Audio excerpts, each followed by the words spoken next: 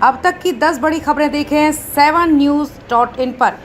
Supreme court Delhi के मुख्यमंत्री अरविंद केजरीवाल की जमानत याचिका पर सुनवाई कर रहा है, जिसमें आबकारी नीति घोटाले मामले में सीबीआई द्वारा उनकी गिरफ्तारी को चुनौती दी गई है। मुख्यमंत्री की ओर से पेश वरिष्ठ अधिवक्ता अभिषेक सिंघवी ने न्यायमूर्ति सूर्यकांत और न्यायमूर्ति उज्ज्वल भुइयां की पीठ को बताया कि सीबीआई द्वारा की गई गिरफ्तारी कुछ और नहीं बल्कि जल्दबाजी में की गई बीमा गिरफ्तारी है।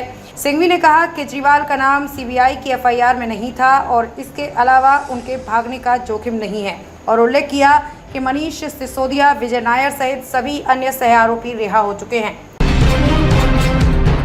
प्रधानमंत्री नरेंद्र मोदी ने पैरा ओलंपिक खेलों में पदक जीतने वाले अजीत सिंह यादव, सुंदर सिंह गुर्जर, शरद कुमार, मरियप्पन थंगावेलु और दीप्ति जीवंजी से टेलीफोन पर बातचीत की। पीएम ने खिलाड़ियों से कहा कि उनके प्रदर्शन ने देश के युवाओं को प्रेरित किया है और ये उनका योगदान है कि विभिन्न खेल लोकप्रियता हासिल कर रहे हैं। पीएम ने खिलाड़ियों से ये भी कहा कि वे अपने पदकों के रंग की चिंता किए बिना अपनी जीत का जश्न मनाएं, क्योंकि उनमें से सभी ने देश को गौरवान्वित किया है। पोषण माह देश भर में हर साल 1 से 30 सितंबर तक सही पोषण हेतु जागरूकता बढ़ाने के लिए मनाया जाता है। इस वर्ष 7वां पोषण माह मनाया जा रहा है, जिसके अंतर्गत स्वास्थ्य से संबंधित एक मुख्य विषय है एनीमिया, जो कि भारत के हर वर्ग में देखने को मिलता है, विशेषकर महिलाओं व बच्चों में। यूपी के मुख्यमंत्री योगी आदित्यनाथ ने कहा, अगर आप इन बच्चों को इस अभियान के साथ जोड़कर पीएम के विजन के अनुरूप अपने कार्यक्रमों को आगे बढ़ाते हैं तो इसका लक्ष्य पूरा हो जाता है। हमारा प्रयास होना चाहिए कि आंगनवाड़ी केंद्र और बाल वाटिका भी बने और वहां पर हमें एक किचन गार्डन की व्यवस्था करनी चाहिए। दिल्ली हाई कोर्ट ने महाराष्ट्र की बर्खास्त ट्रेनी आईएएस पूजा खेडकर की गिरफ्तारी पर लगी रोक को 26 सितंबर तक बढ़ा दिया है। साथ ही दिल्ली पुलिस ने इस मामले की जांच के लिए अदालत से और वक्त दिए जाने की मांग की है। हाई कोर्ट ने दिल्ली पुलिस की दलीलों के बाद सुनवाई को 26 सितंबर तक के लिए टाल दिया और पूजा खेडकर की गिरफ्तारी पर लगी रोक को भी 26 सितंबर तक बढ़ाने का आदेश दिया।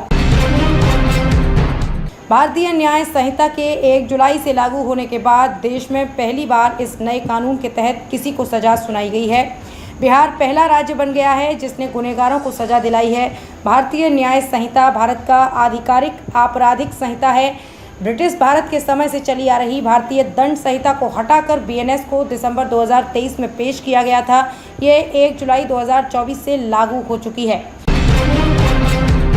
100 से अधिक छात्राओं को पुलिस बनकर फ़ोन किया, कहा शिकायत मिली है कि तुमने न्यूड व अश्लील फ़ोटो भेजे हैं। एक पीड़ित छात्रा ने बताया कि उनके पास एक फ़ोन आया था। फ़ोन करने वाले ने बताया था कि उनका नाम विक्रम गोस्वामी है।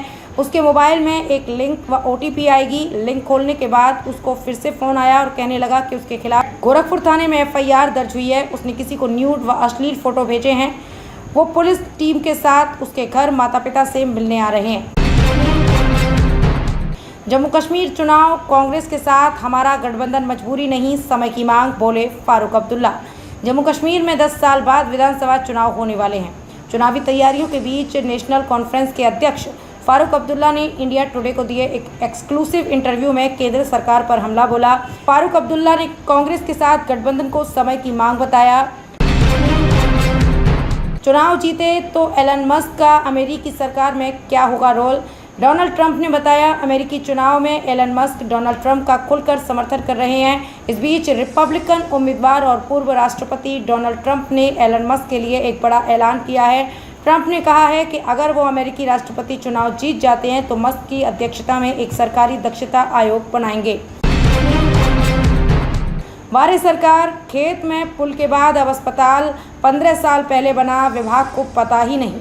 बिहार के अररिया जिले में बीते दिनों खेत में पुल निर्माण की खबर खूब वायरल हुई थी, जहां के एक गांव के खेत में पुल का निर्माण तो कर दिया गया था, लेकिन पुल पर चढ़ने के रास्ते का पता ही नहीं था। वहीं अब मुजफ्फरपुर में करोड़ों की लागत से खेत में बने अस्पताल का मामला सामने आया है। दिल्ली एनसीआर में सुबह सुबह बारिश, फिर पानी में डूबे कई इलाके, जगह जगह सड़कों पर जाम। दिल्ली के कई इलाकों में जोरदार बारिश से जलजमाव और ट्रैफिक जाम की समस्या शुरू हो गई है। ऑफिस टाइमिंग के चलते ये समस्या और बढ़ने वाली है। बारिश के बीच लोग सुबह सुबह ऑफिस के लिए निकले, लेकिन जगह जगह पानी भरने के चलते वाहनों की रफ्तार थम गई और गाड़ियां रेंगती हुई नजर आ रही हैं।